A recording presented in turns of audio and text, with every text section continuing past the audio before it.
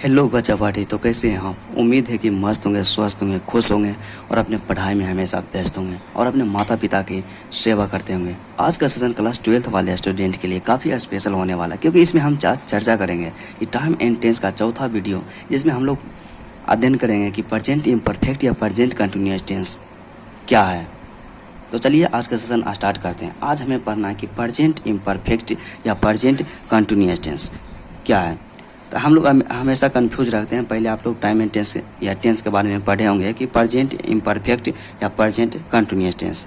Present imperfect या present continuous tense दोनों एक ही होता है, एक ही का नाम है। इसको प्रेजेंट इम्परफेक्ट या प्रेजेंट कंटिन्यूअस टेंस दोनों में से कोई भी बोल सकते हैं, तो इसलिए घबराइएगा नहीं। प्रेजेंट इम्परफेक्ट बोले या प्रेजेंट कंटिन्यूअस बोले, दोनों सेम ही है। तो सबसे पहले पहचानेंगे कि प्रेजेंट इम्परफेक्ट या प्रेजेंट कंटिन्यूअस टेंस कहते हैं किसको। तो जिस वाक्य के अंत में रहा है, रही है, रहे हैं, रहा हूँ इत्यादि रहे। जिस वाक्य के अंत में रहा है, रही है, रहे हैं, रहा हूँ इत्यादि रहे, तो उसे प्रेजेंट इम्परफेक्ट या प्रेजेंट कंटिन्यूअस टेंस का वाक्य कहा जाता है। तो सिंपल सा देखना है कि कोई भी सेंटेंस रहे उसके अंत में जाना और वहाँ देखना है कि यदि रहा है, रही है, रहे हैं इत्यादि लगा हुआ रहे, तो उसे प्रेजेंट इम्परफेक्ट या प्रेजेंट कंटिन्यूअस टेंस का बात करते हैं। यहाँ अब देखते हैं कि इसका बनाने का नियम क्या होता है।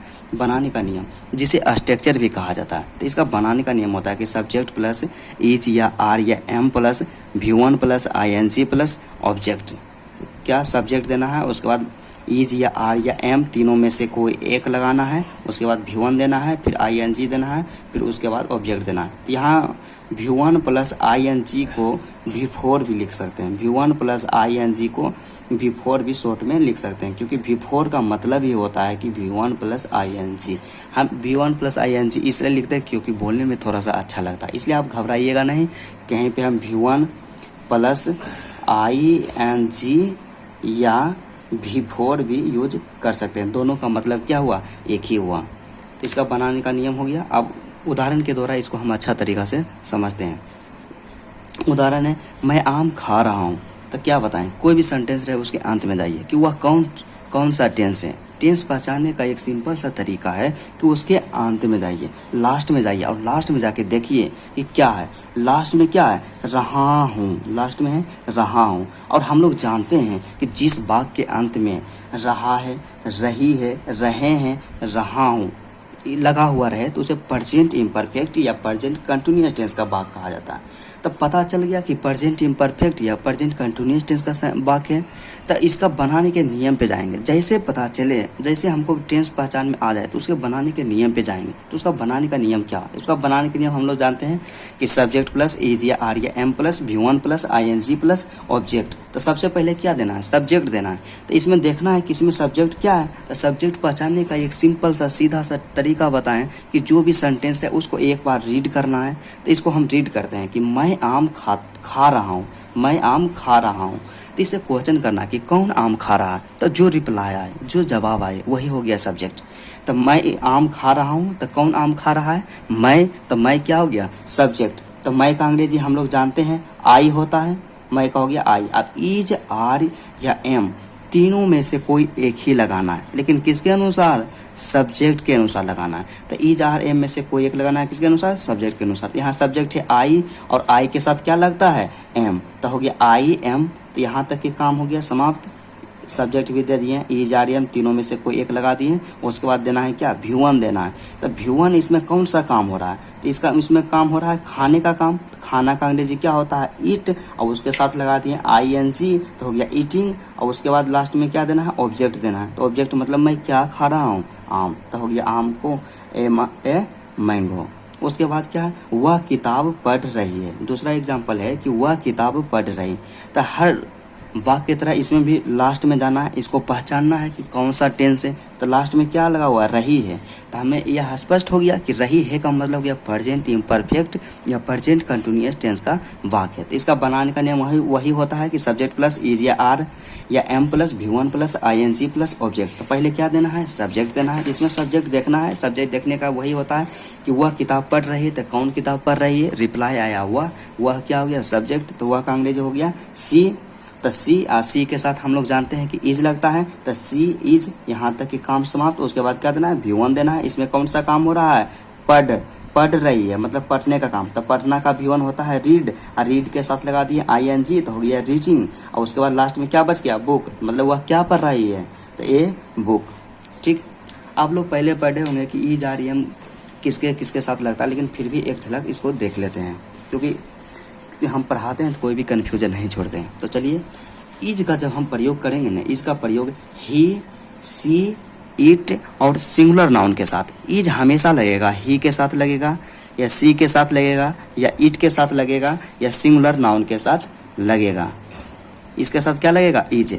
एम जो है आई के साथ, एम सिर्फ आई के साथ ही लगता है, आई के साथ सिर्फ एम लगाते हैं। उसके बाद आर आ जाता है, तो आर को जो हम लगाते हैं यू के साथ लगाएंगे आर, वी के साथ लगाएंगे, दे के साथ लगाएंगे, और ऑल प्लूरल नाउन, मतलब एक से अधिक जितना भी नाउन रहेगा उसके साथ हम लोग हमेशा क्या लगाएंगे, आर लगाएंगे। फिर से एक बार देखते हैं कि इज ही के साथ लगाएंगे, सी के साथ लगाएंगे, इट के साथ लगाएंगे, और सिंगुलर नाउन के साथ, मतलब एक नाम रहे तो उसके साथ इज लगाएंगे। एम में तो कोई कंफ्यूजन नहीं होना चाहिए, एम सिर्फ किसके साथ लगेगा, आई के साथ लगेगा। उसके बाद आर के बात करते हैं तो आर यू के साथ लगेगा, वी के साथ लगेगा, दे के साथ लगेगा, और ऑल प्लूरल नाउन, मतलब एक से अधिक नाम रहे, जैसे सीता और गीता, राम, श्याम और मोहन, एक से अधिक नाम है, उसके साथ क्या लगेगा, आर लगेगा। अब कोई कंफ्यूजन है, इसको थोड़ा सा आप देख लीजिएगा। तो चलिए आगे स्टार्ट करते हैं।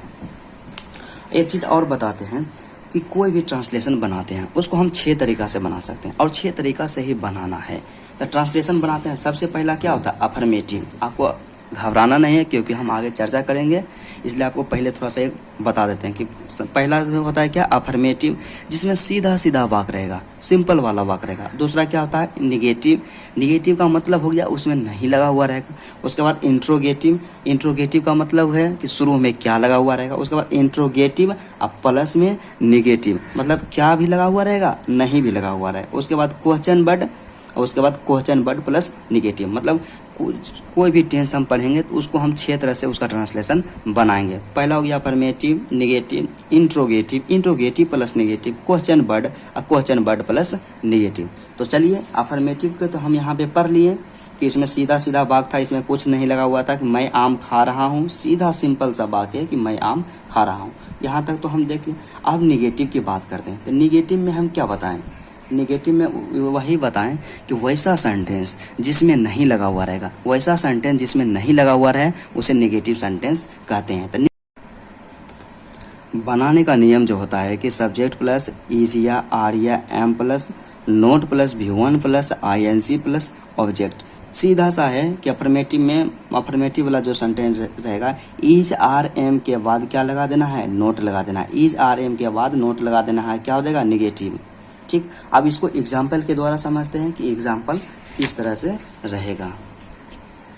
तो एग्जाम्पल देखते हैं। एग्जाम्पल में है उदाहरण कि मैं आम नहीं खा रहा हूँ। तो सबसे पहले इसको पहचानना है कि कौन सा टेंस है, लास्ट में क्या है, पहचानने के लिए लास्ट जाना, लास्ट में है रहा हूँ, और रहा हूँ से सीधा सा स्पष्ट हो गया कि प्रेजेंट इम्परफेक्ट या प्रेजेंट कंटिन्यूअस टेंस का बात। उसके बाद आगे बढ़ते हैं तो इसमें क्या मिल गया, नहीं।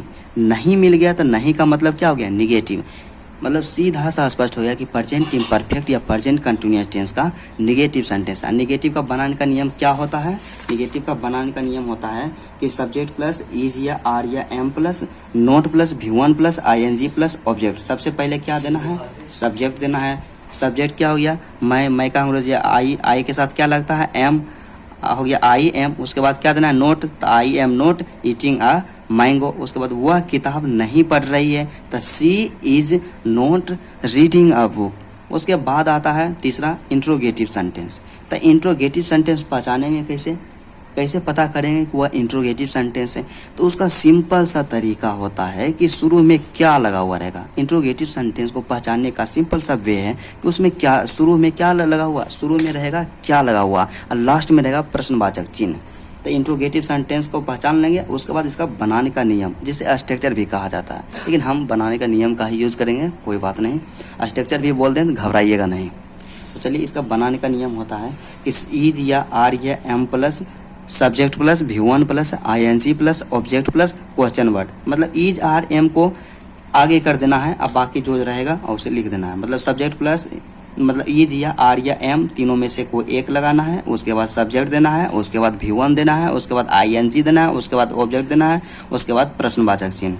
अब इसको उदाहरण के द्वारा देखते हैं कि क्या मैं आम खा रहा हूँ, क्या मैं आम खा रहा हूँ। तो पहचान तो आपको बता दिए कि लास्ट में देख लेना है, रहा हूँ मतलब प्रेजेंट इम्परफेक्ट या प्रेजेंट कंटिन्यूअस। उसके बाद शुरू में इसमें क्या लगा हुआ है, क्या, शुरू में लगा हुआ है क्या, लास्ट में है प्रश्नवाचक चिन्ह।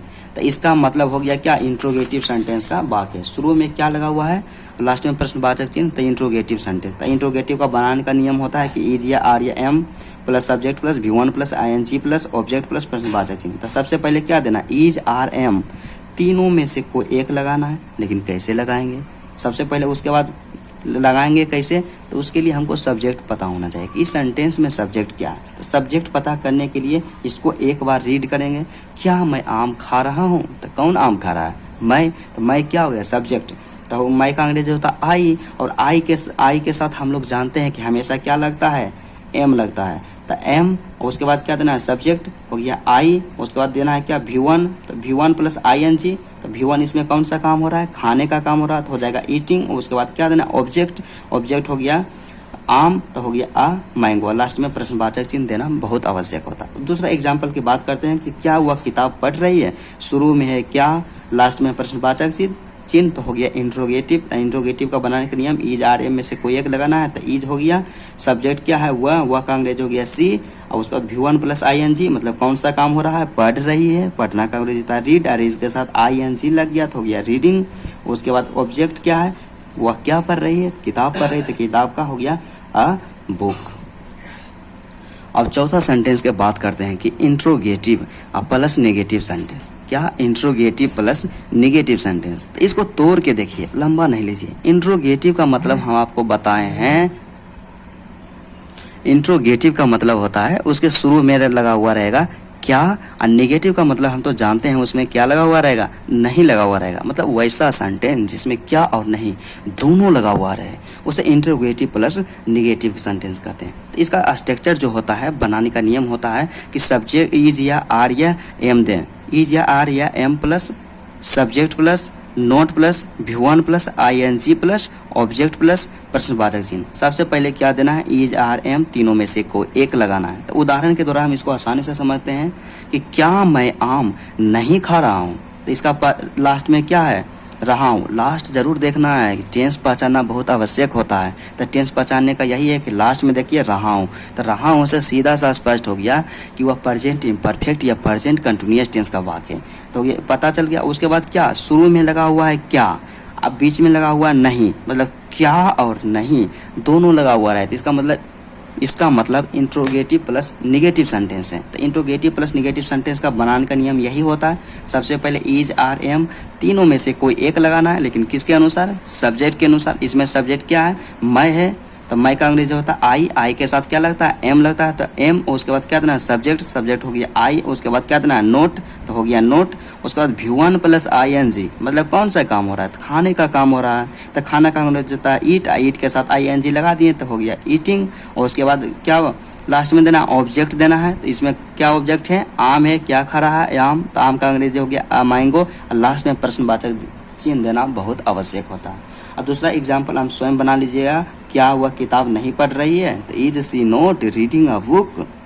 उसके बाद पांचवा सेंटेंस की बात करते हैं कि क्वेश्चन वर्ड सेंटेंस। तो क्वेश्चन वर्ड सेंटेंस का मतलब क्या हो गया कि वैसा सेंटेंस जिससे क्वेश्चन पूछा जाए। क्वेश्चन वर्ड का मतलब हो गया कि वैसा वर्ड जो क्वेश्चन किसी भी सेंटेंस में लगकर या जुड़कर क्वेश्चन क्रिएट कर दे, उसे क्वेश्चन वर्ड कहते हैं। तो क्वेश्चन वर्ड सेंटेंस की बात करते हैं तो इसका जो बनाने का नियम होता है, जो स्ट्रक्चर होता है, क्वेश्चन वर्ड प्लस इज या आर या am plus subject plus V1 plus ING plus object plus प्रश्नवाचक चिन्ह। फिर से देखते हैं कि क्वेश्चन वर्ड प्लस इज या आर या am plus subject plus V1 plus ING plus object plus प्रश्नवाचक चिन्ह। क्योंकि आपको स्ट्रक्चर याद होना बहुत आवश्यक है। आप सबसे पहले कोई भी ट्रांसलेशन को बनाने से क्या, सबसे पहले उसका टेंस पहचानिए, और यदि टेंस आपको पता चल जाता तो उसका स्ट्रक्चर याद कीजिए। स्ट्रक्चर याद हो गया तो स्ट्रक्चर पे उसको बना दीजिए। इसलिए हमेशा आपको बोलते हैं कि स्ट्रक्चर जो है मोस्ट इम्पोर्टेंट है, स्ट्रक्चर को याद करना बहुत आवश्यक होता है। तो इसके उदाहरण के द्वारा हम समझते हैं कि मैं आम क्यों खा रहा हूँ, मैं आम क्यों खा रहा हूँ। तो लास्ट में क्या है, टेंस पहचाने, रहा हूँ का मतलब प्रेजेंट इम्परफेक्ट या प्रेजेंट कंटिन्यूअस। बीच में लगा हुआ है क्यों, तो क्यों का मतलब क्या हो गया, क्यों क्या है, क्वेश्चन क्रिएट कर रहा है। यदि क्यों नहीं रहता तो क्या होता, मैं आम खा रहा हूँ, सिंपल सा सेंटेंस रहता, इससे क्वेश्चन उत्पन्न नहीं हो रहा। जैसे ही क्यों को हम इंक्लूड करते हैं तो इससे बन जाता है कि मैं आम क्यों खा रहा हूँ, मतलब क्वेश्चन क्रिएट हो गया। तो क्यों क्या है, क्वेश्चन वर्ड है। तो सबसे पहले क्या देना है, क्वेश्चन वर्ड। तो क्वेश्चन वर्ड क्या है, क्यों, और क्यों का अंग्रेजी होता है वाई, हो गया वाई। अब इज आर एम तीनों में से कोई एक लगाना है, लेकिन किसके अनुसार, सब्जेक्ट के अनुसार। इसमें सब्जेक्ट क्या है, मैं आम क्यों खा रहा हूँ, तो कौन आम खा रहा है, मैं। तो मैं हो गया सब्जेक्ट, मैं का अंग्रेजी आई के साथ क्या लगता है, एम। तो ये तीनों में से एक लगा दिए, हो गया एम। उसके बाद क्या देना है, सब्जेक्ट हो गया आई। उसके बाद क्या देना है, V1 प्लस ING। तो V1 प्लस ING तो भार्ब है खाना, खाना का हो गया ईट में लग गया ING, हो गया ईटिंग। लास्ट में क्या देना है, ऑब्जेक्ट। इसमें कौन सा ऑब्जेक्ट है, आम, तो हो गया मैंगो। लास्ट में क्या हो गया, प्रश्नवाचक से। उसी तरह अब इसको बना लीजिएगा, वह किताब कैसे पढ़ रही है। तो इसमें क्वेश्चन वर्ड क्या है, सबसे पहले देना है क्वेश्चन वर्ड। तो क्वेश्चन वर्ड इसमें ढूंढना है। तो क्वेश्चन वर्ड जब भी रहेगा वो बीच में रहेगा। तो बीच में क्या है, कैसे।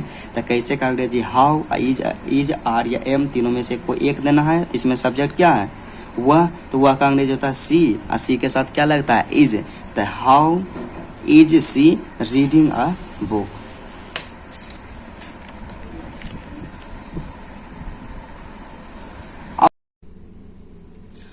Question word plus negative sentence. तो question word plus negative sentence का इसको तोड़ के देखते हैं कि क्वेश्चन वर्ड का मतलब हो गया कि वैसा वर्ड जो क्वेश्चन को क्रिएट कर दें।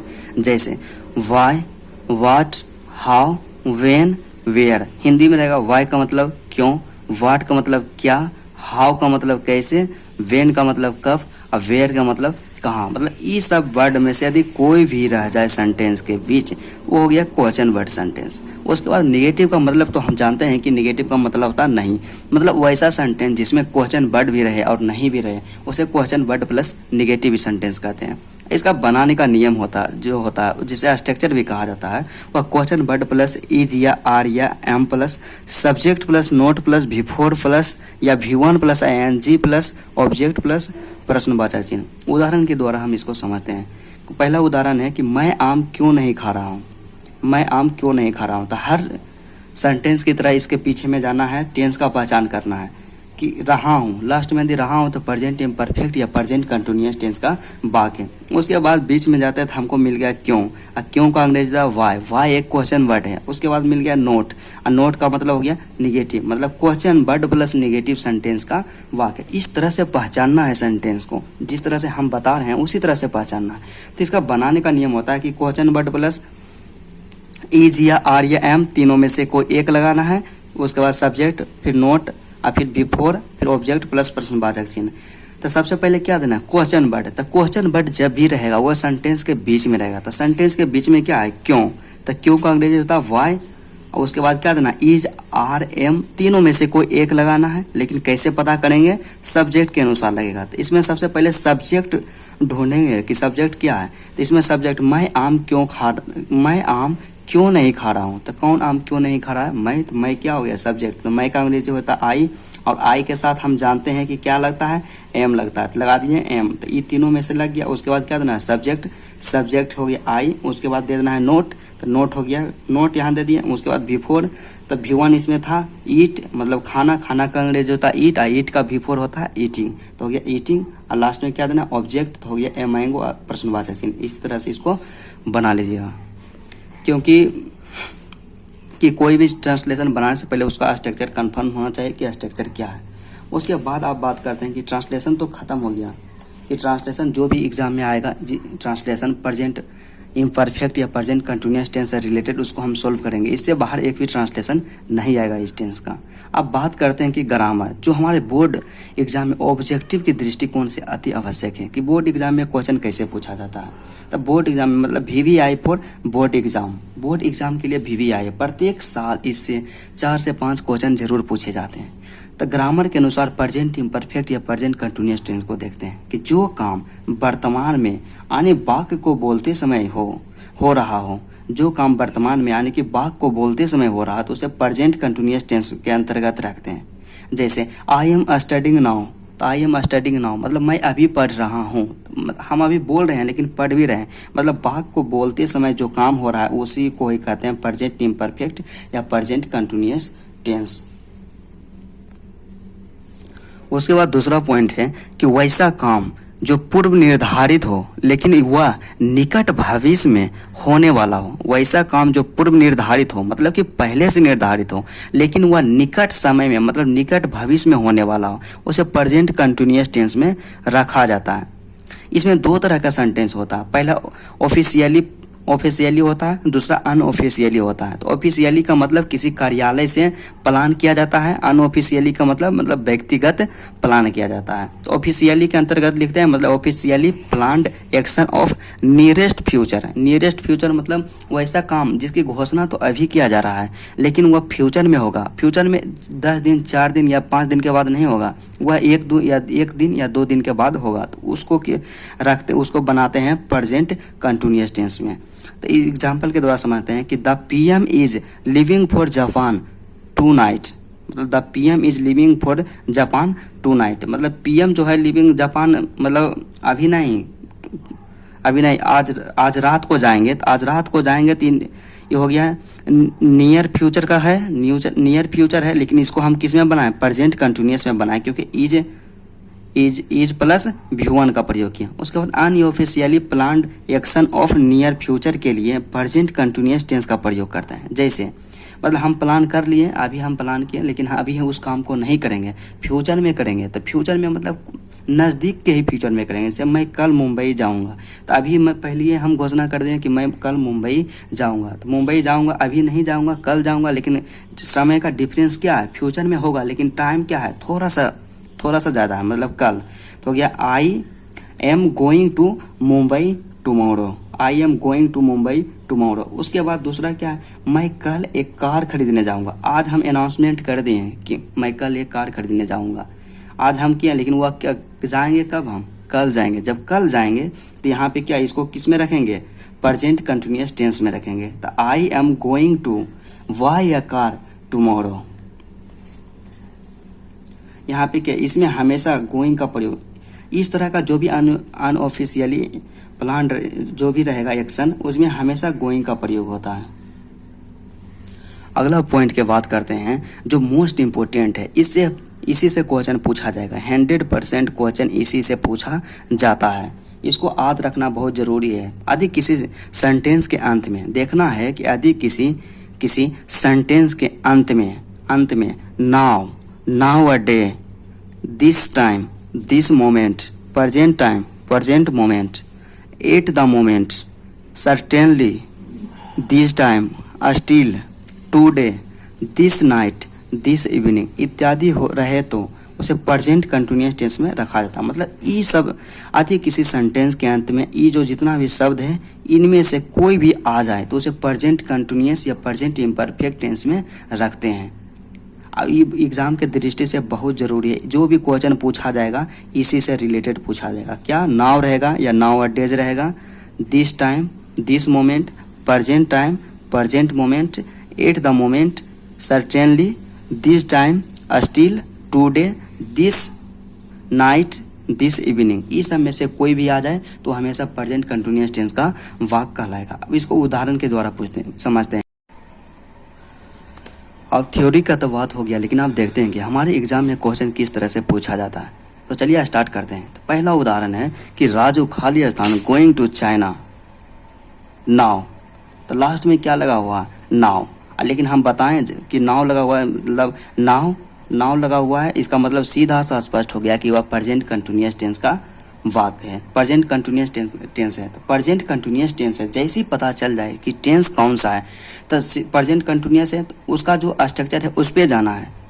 तो प्रेजेंट कंटिन्यूअस टेंस में हमेशा इज या आर या एम प्लस V4 का प्रयोग हुआ, is, are, M plus V4 का प्रयोग होगा। तो इसमें देखना है कि is are M plus V4 का प्रयोग होगा। तो मतलब इज आर एम में से कौन लगेगा, सबसे पहले इसको सेलेक्ट करना है। तो इसके लिए क्या, सब्जेक्ट को देखना है। सब्जेक्ट हमेशा क्वेश्चन में दिया रहेगा। तो सब्जेक्ट क्या, राजू। अब बताइए कि राजू के साथ इज लगेगा कि आर लगेगा कि एम लगेगा। तो राजू के साथ हम लोग जानते हैं क्या लगेगा, इज। तो मतलब सीधा सा देखना है कि इसमें जब भी लगेगा क्या लगेगा, इज प्लस क्या होगा, इज प्लस में V4, इज प्लस क्या होगा V4। तो यहाँ पे इज किस में है, इज तो यहाँ आ गया। अब V4 क्या है, V4 यहाँ दिया हुआ है। V4 पहचानने का सीधा सा तरीका है, उसमें ING लगा हुआ रहेगा। क्या, ING।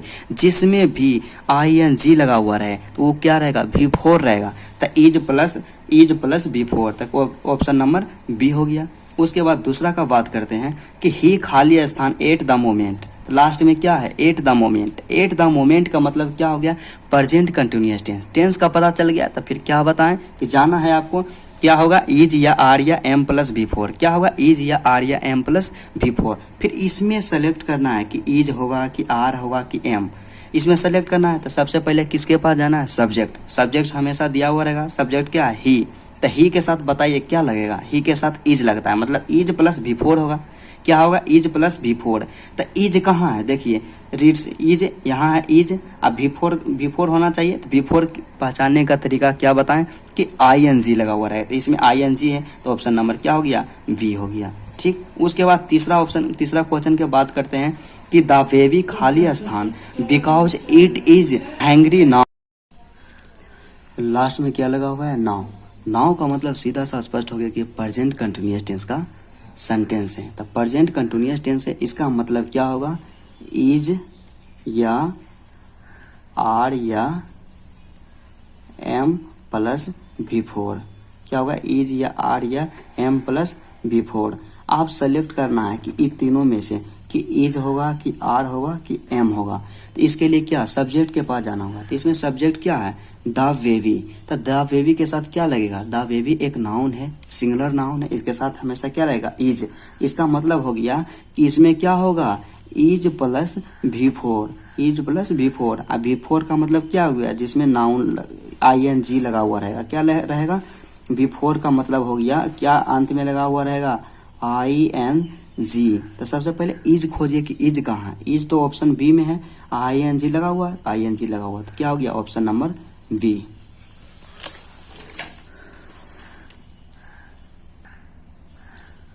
यदि आप टाइम और टेंस को बेहतर करना चाहते हैं तो उसके लिए कुछ निम्नलिखित उपाय है। तो सबसे पहले आप वर्ब फॉर्म्स पे ध्यान दीजिए। आपको वर्ब फॉर्म्स याद होना चाहिए कि इंपोर्टेंट वर्ब जो है उसको याद कीजिए और उसका फॉर्म भी याद कीजिए कि उसका V2 क्या होता है, V1 क्या होता है, V3 क्या होता है, V4 क्या होता है, मतलब V4 तक याद कीजिए। उसके बाद कोई भी टेंस रहे उसका स्ट्रक्चर याद कीजिए। स्ट्रक्चर आपको कंप्लीट होना चाहिए। उसके बाद उसका टेंस का पहचान कीजिए। क्या, टेंस का पहचान। तो जो पहचान लिखवाते हैं वो पहचान को याद कीजिए, क्योंकि जब तक आप पहचानिएगा नहीं तब तक स्ट्रक्चर को कैसे यूज कीजिएगा। और चौथा है कि क्वेश्चन का प्रैक्टिस अधिक कीजिए। अब जितना ज़्यादा क्वेश्चन का प्रैक्टिस कीजिएगा उतना कॉन्फिडेंस बढ़ेगा। और पांचवा सबसे इम्पोर्टेंट है कि आपको अपने आप पे विश्वास होना चाहिए, मतलब आपको सेल्फ कॉन्फिडेंस होना चाहिए। क्योंकि जब भी आपको अपने आप पे विश्वास नहीं होगा तो आप बेहतर नहीं कर सकते हैं। इसलिए हमेशा बोलते हैं कि कितना भी स्थिति खराब क्यों ना हो लेकिन फिर भी आत्म कॉन्फिडेंस नहीं खोना है। तो चलिए आज के लिए इतना ही। आज हम लोग बस इतना ही रखते हैं। उम्मीद है कि आपको यह क्लास अच्छा लगा होगा। जैसा भी लगा होगा नीचे कमेंट करके बताइएगा और साथ ही साथ इसको हर स्टूडेंट के साथ शेयर कीजिएगा। मेरे चैनल को सब्सक्राइब कर लीजिएगा ताकि आगे जितने भी आपके सब्जेक्ट हैं उसकी तैयारी बोर्ड एग्जाम तक जरूर करवाएंगे। तैयारी ही नहीं करवाएंगे बल्कि यह भी बताएंगे कि हमारे बोर्ड एग्जाम में कॉपी कैसे लिखना है, किस तरह से हम कॉपी लिखेंगे कि पूरा में से पूरा नंबर आए, और किस चैप्टर का कौन सा इंपॉर्टेंट क्वेश्चन है और कौन क्वेश्चन बोर्ड में आने वाला है, सबका सोल्यूशन करवाएंगे और बताएंगे, गाइड कराएंगे। जय हिंद।